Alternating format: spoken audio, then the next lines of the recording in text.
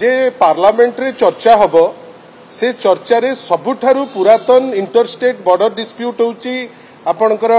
कुटिया को नेकरी जो डिस्प्यूट चलीची जोटा सुप्रीम कोर्ट रे अछि सेठी केंद्र मंत्री रहउचंती निजे धर्मेंद्र प्रधान रहउचंती पार्टी चुप करिकरी रहउचंती एटा कोन माने कोन सूचौची एटा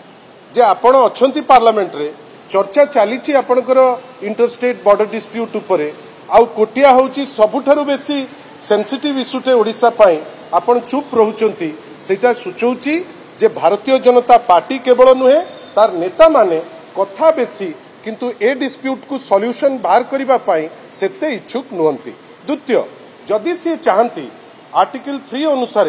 गोटे प्रोविजन अच्छी जो सर्वे हेई नहीं जो जगह गुड़ी को से माने काली चाहिए एबे तो सिंगल इंजिन गवर्नमेंट चली नहीं एबे सिंगल डबल ट्रिपल इंजिन चली आंध्रा भी तांकर ओडिशा भी तांकर केंद्र भी तांकर जदि चाहते सर्वे तो तांको गोटे सप्ताह लागंता ए कमिटी करिवे माने अमुक करिवे तमुक करिवे तार कोनोसी माने